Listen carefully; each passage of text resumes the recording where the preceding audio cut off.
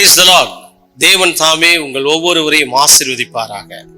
நான் இந்தியாவிலிருந்து அப்போஸ்தலர் கிருபாகரன் உங்களோடு பேசுகிறேன். தேவனுடைய பிள்ளையே, வேதத்தையும் சாட்சியின் ஆகமத்தையும் கவனிக்கும்படியாக நாம் அழைக்கப்பட்டிருக்கிறோம். வேதம் சொல்லுகிறது, பொழுது விடிந்து விடிவெள்ளி உங்கள் இருதயங்களிலே உதிக்கும் அளவும் இருளுள்ள ஸ்தலத்திலே பிரகாசிப்பிக்கிற வசனமாகிய வெளிச்சத்தை கவனிப்பது நமக்கு நலமாக இருக்கும். எனவே தேவனுடைய பிள்ளைகளே, வேதம் சொல்லுகிறது, தேவனை தேடுகிற வாழ்க்கையை குறித்து நாம் இன்றைக்கு தியானிக்க போகிறோம். இன்றைக்கு நம்முடைய தியானத்திற்காக லூக்கா சுவிசேஷம் 15ஆம் அதிகாரத்தை நாம் தியானத்திற்காக எடுத்துக்கொள்வோம். இந்த லூக்கா சுவிசேஷம் என்பது மிகுந்த ஜெபத்தை குறித்து போதிக்கப்பட்ட புத்தகங்களிலே இந்த லூக்கா சுவிசேஷம் அதிகம் ஜெபத்தை குறித்து போதனைகள் இடம்பெறுகிறது. உதாரணத்துக்கு 1ஆம் அதிகாரத்திலே சகரியாவுடைய ஜெபத்தை குறித்து வேதம் நமக்கு போதிக்கிறது. 2ஆம் அதிகாரத்திலே அன்னாளின் ஜெபத்தை குறித்து நமக்கு வேதம் போதிக்கிறது. 3ஆம் அதிகாரத்திலே ஆண்டவராகிய இயேசு கிறிஸ்து ஞானஸ்நானம் பெற்று ஜெபம் பண்ணுகையில் வானம் அவருக்கு திறக்கப்பட்டதை குறித்து போதிக்கிறது. 4ஆம் அதிகாரத்திலே ஆண்டவராகிய இயேசு கிறிஸ்து பிசாசினால் 40 நாள் சோதிக்கப்பட்ட ஜெபத்தை குறித்து போதிக்கிறது. 6ஆம் அதிகாரத்திலே 10-11 வசனங்களிலே அவர் இரவு முழுவதும் தேவனை நோக்கி ஜெபித்தார் என்று நமக்கு போதிக்கிறது. 7ஆம் அதிகாரத்திலே அவர் ஜெபாலயத்திலே நிகழ்த்தின அற்புதங்களை கூறுகிறது. 8ஆம் அதிகாரத்தில் ஜெபம், 11ஆம் அதிகாரத்திலே எப்படி ஜெபிக்க வேண்டும் என்று போதிக்கிறார். 12ஆம் அதிகாரத்திலே 2 மனுஷருடைய ஜெபத்தை கூறுகிறது. 13ஆம் அதிகாரத்திலே ஜெபாலயத்திலே இயேசு செய்த அற்புதங்களை நமக்கு சொல்லுகிறது. 15ஆம் அதிகாரமும் ஒரு ஜெபம்தான். 17, 18, 19 கடைசியில சிலுவையில் கூட பிதாவே இவர்களுக்கு மன்னியும் என்று சொல்லி ஜெபத்தோடு கூட இந்த புத்தகத்தை ஆசிரியர் நிறைவு செய்கிறார். எனவே இந்த லூக்கா சுவிசேஷம் என்பது ஜெபத்திற்கு அதிகமான ஒரு முக்கிய பங்களிப்பை குறித்த புத்தகமாக இருக்கிறது. இந்த காலை வேளையிலே இந்த லூக்கா 15ஆம் அதிகாரத்தை பார்த்தீங்கன்னா இதுல 3 காரியங்களை வேதம் நமக்கு சொல்லுகிறது. முதலாவது, காணாமல் போன ஆட்டை தேடின ஒரு மனிதனை குறித்து வேதம் சொல்லுகிறது. 2வது, காணாமல் போன வெள்ளிக்காசை தேடின ஒரு பெண்ணை குறித்து வேதம் நமக்கு போதிக்கிறது. 3வது, காணாமல் போன இளையகுமாரன் தன் தகப்பன் வீட்டை தேடி வந்ததை குறித்து போதிக்கிறது. இப்படி இந்த அதிகாரம் முழுவதும் தொடர்ச்சியான வார்த்தைகள் வந்து கொண்டே இருக்கும். ஒன்று வீடு, அடுத்தது தேடு, அப்புறம் சந்தோஷம், அப்புறம் விருந்து. இந்த 4 வார்த்தைகள் இந்த லூக்கா புத்தகம் 15ஆம் அதிகாரத்திலே தொடர்ச்சியாக நமக்கு வந்து கொண்டே இருக்கிறது. இன்றைக்கு வேதம் சொல்லுகிறது, ஓசியா 10:12 சொல்லுகிறது, அவர் நீதியை வரிசிக்க பண்ணும் வரைக்கும் நாம் அவரை தேட காலமாயிருக்கிறது என்று வேதத்தில் எழுதப்பட்டிருக்கிறது. எனவே அவர் வருகிற வரைக்கும் நாம் அவரை தேடும்படி அழைக்கப்பட்டிருக்கிறோம். தேடும்படியாகவே தேவன் நம்மை வைத்திருக்கிறார். கர்த்தரை தேடுகிற வாழ்க்கை என்பது அது மிகுந்த ஆசீர்வாதமான வாழ்க்கை. வேத புத்தகத்துல இந்த தேடுதலை குறித்து பார்க்கும் பொழுது முதலாவது நாம் ஏற்கனவே பார்த்திருக்கிறோம். காணாமல் போன ஆட்டை அந்த மனிதன் தேடி வந்த காரணம் அன்பு. அன்பினாலே அந்த ஆட்டை தேடினபடியால் தான் அந்த ஆட்டை அவன் தோளின் மேலே போட்டு கொண்டானான். ஒரு தகப்பன் தன் பிள்ளைகளை தோளின் மேலே சுமக்கிறவனாக இருக்கிறான். யாரெல்லாம் தகப்பனுடைய தோளின் மேல் இருக்கிறார்களோ அவர்களெல்லாம் உயரத்தை பார்ப்பார்கள் என்ற ஒரு போதனையை ஏற்கனவே இந்த அதிகாரத்தில் நாம் பார்த்திருக்கிறோம். இப்பொழுது நாம் பார்க்கிறது, ஜாக்கிரதையில் தேடுகளுடைய வாழ்க்கையிலே நடக்கும் காரியங்களை குறித்து வேதத்திலிருந்து பார்க்கிறோம். தேவனுடைய பிள்ளையே, லூக்கா சுவிசேஷம் 15ஆம் அதிகாரம் 8வது வசனத்திலிருந்து கவனிங்கள். அன்றியும் ஒரு ஸ்திரீ 10 வெள்ளிக்காசை உடையவளாயிருந்து அதில் ஒரு வெள்ளிக்காசு காணாமல் போனால் விளக்கை கொளுத்தி வீட்டை பெருக்கி அதை கண்டுபிடிக்கும் வரைக்கும் ஜாக்கிரதையாய் தேடாமல் இருப்பாளோ? அதை கண்டுபிடித்த பின் தன் சிநேகிதிகளையும் அயல் வீட்டுக்காரிகளையும் கூட வரவழைத்து காணாமல் போன வெள்ளி காசை கண்டுபிடித்தேன், என்னோடு கூட சந்தோஷப்படுங்கள் என்பாள் அல்லவா என்று வேதம் சொல்லுகிறது. இங்க பாருங்க, தேடுதலுடைய அடுத்த பரிமாணத்தை வேதம் சொல்லுகிறது. காணாமல் போன வெள்ளி காசை அவள் தேடினாள் என்று அல்ல, அந்த வெள்ளி காசை ஜாக்கிரதையாய் தேடினாளாம். ஜாக்கிரதையாய் தேவனை தேடுகளுடைய வாழ்க்கையில் வருகிற ஆசீர்வாதங்கள். தேடுதலிலே பலவிதமான தேடுதல்கள் இருக்கிறது. நாம் தேவனை தேடுவதிலே பல விதங்கள் இருக்கிறது. ஆனால் ஜாக்கிரதையாக கர்த்தரை தேடுகளுடைய வாழ்க்கையில் நடைபெறும் காரியங்கள். ஒன்று, வசனம் 8 கவனிங்க. அன்றியும் ஒரு ஸ்திரீ 10 வெள்ளிக்காசை உடையவளாயிருந்து அதில் ஒரு வெள்ளிக்காசு காணாமல் போனால் விளக்கை கொளுத்தி வீட்டை பெருக்கி அதை கண்டுபிடிக்கும் வரைக்கும் ஜாக்கிரதையாய் தேடாமல் இருப்பாளோ. அப்ப ஜாக்கிரதையாய் தேடும் பொழுது முதல் வருகிற ஆசீர்வாதங்களை வேதம் சொல்லுகிறது, விளக்கை கொளுத்தி. உங்கள் வாழ்க்கையிலே தேவனை தேடுகிற வாழ்க்கை என்பது வெளிச்சத்திலே உங்களை கொண்டு போய்விடும். விளக்கை கொளுத்தினால் என்று வேதம் சொல்லுகிறது. உங்கள் வாழ்க்கையிலே இருள்கள் நீங்க வேண்டுமானால் நாம் தேவனை தேட வேண்டும். விளக்கை கொளுத்தினால், கவனிங்க, காணாமல் போன காசு இருளிலே அது காணாமல் போனது. யாரெல்லாம் தேவனை தேடுகிறார்களோ முதலிலே அவர்கள் விளக்கு கொளுத்தப்படும், அவருடைய விளக்கு எரியப்படும், அவருடைய வாழ்க்கை பிரகாசிப்பிக்கப்படும்.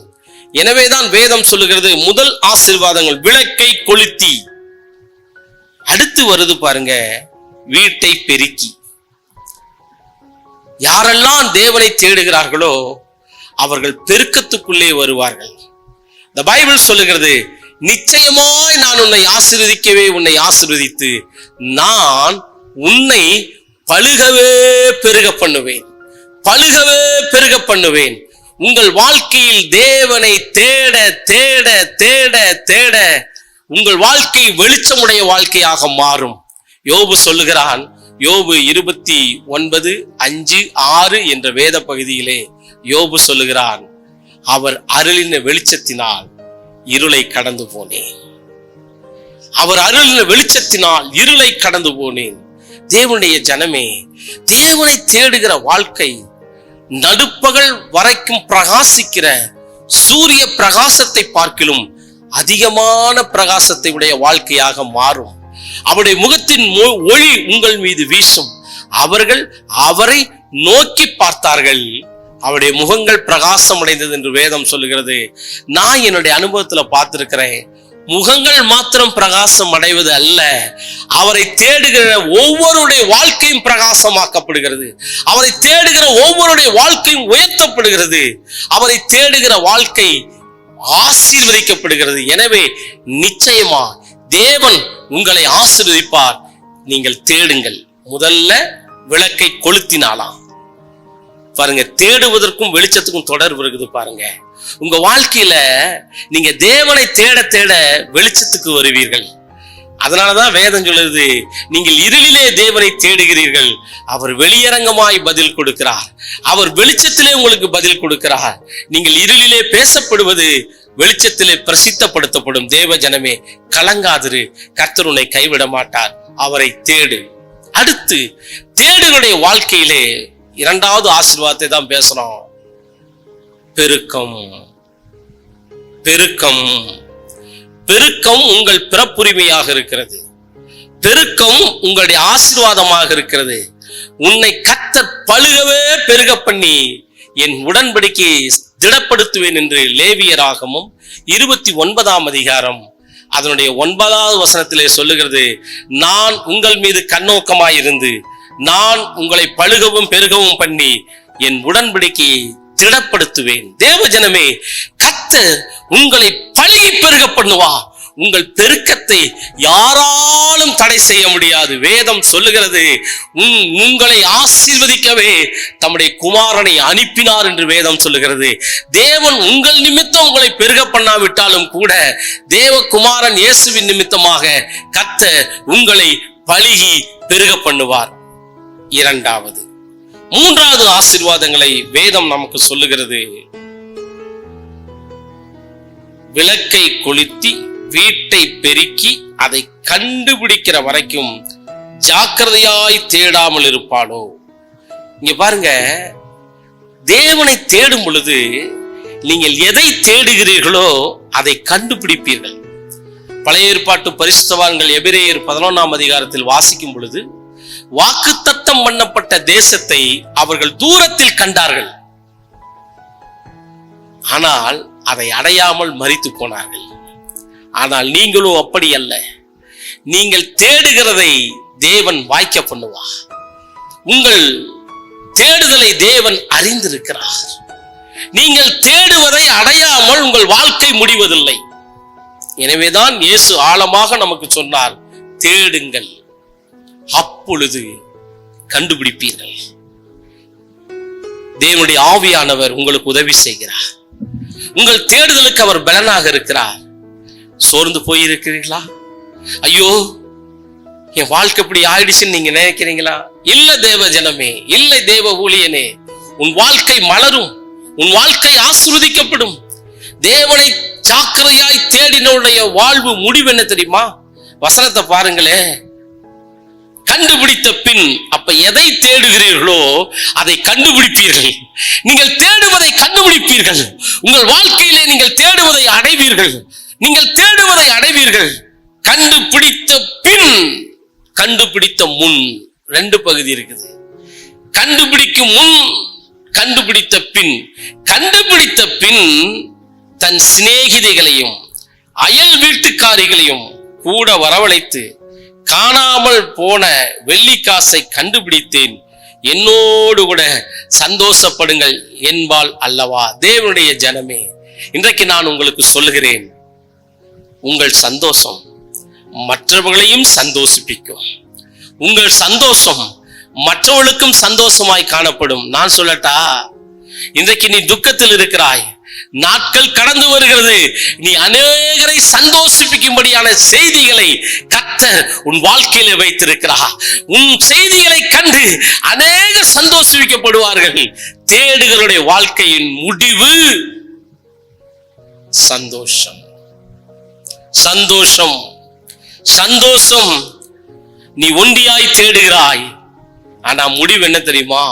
கூட்டமாய் சந்தோஷிக்க போகிறாய். கர்த்தர் தாமே உன்னை ஆசீர்வதிப்பாராக. நாம் ஜெபம் செய்வோமா? நாம் ஜெபிப்போம். கர்த்தரை தேடுகளுடைய வாழ்க்கையிலே வருகிற ஆசீர்வாதங்களை குறித்து, தகப்பனே, நீர் எங்களுக்கு தியானிக்கும்படி உதவி செய்தீர். அதற்காக உம்மை ஸ்தோத்திரிக்கிறோம். கர்த்தரை தேடுகிற வாழ்க்கை ஒரு நாளும் தேவனால் மறக்கப்படுவதில்லை. தேவனால் அவைகள் நினைவு கூறப்படுகிறதப்பா. என் முகத்தை தேடுங்கள் என்று சொன்னீரே. உம்முடைய பிள்ளைகள் உம்முடைய முகத்தை தேடுகிறார்கள். இவருடைய ஏக்கங்கள், இவர்கள் குறைகள், இவருடைய வேதனைகள், இவருடைய பாரங்கள் எல்லாம் மாறட்டும். கர்த்தர்களை ஆசீர்வதிப்பீராக. இவர் சத்துருக்களுக்கு முன்பதாக தேவனை உயர்த்துவீராக. கர்த்தருடைய ஊழியனாகிய நான் இவர்களை ஆசீர்வதிக்கிறேன். என் ஊழியக்காரனின் வாயின் வார்த்தையின்படி ஆசீர்வதிக்கிற கர்த்தர், நான் உம்முடைய ஊழியக்காரனாய் இவர்களை ஆசீர்வதிக்கிறேன். இவர்களை ஆசீர்வதித்தருளும். இயேசு கிறிஸ்துவின் நாமத்தில் ஜெபிக்கிறேன் பிதாவே, ஆமென். தேவனுடைய பிள்ளையே, தேவன் தாமே உன்னை ஆசீர்வதிப்பாராக. நான் இந்தியாவிலே தமிழ்நாடு என்ற ஒரு மாநிலத்தில், ஈரோடு என்ற ஓர் நகரத்தில், பள்ளிப்பாளையம் என்ற இடத்தில் நான் வாழ்ந்து கொண்டிருக்கிறேன். வாரந்தோறும் காலை 9 மணிக்கு திருச்சபை ஆராதனை ஆரம்பித்து, அதனுடைய 11:30 மணிக்கு ஃபர்ஸ்ட் சர்வீஸ் முடிந்துவிடும். எனவே கலந்து கொள்ள விரும்புபவர்கள் நீங்கள் தாராளமாக கலந்து கொள்ளலாம். ஜெப ஆலோசனைகள் மற்றும் காணிக்கைகளுக்கு 95 430 44 22 9 என்ற ஜிபேக்கு நீங்கள் உங்கள் காணிக்கைகள் மற்றும் ஜெப ஆலோசனைகள் நீங்கள் அனுப்பலாம், கேட்கலாம். கீழே என்னுடைய விவரங்களை உங்களுக்கு தருகிறோம். ஜெபத்திற்கு என்னை தொடர்பு கொள்ளுங்கள். கர்த்தர் தாமே உங்களை ஆசீர்வதிப்பாராக. God bless you, my brother and sister.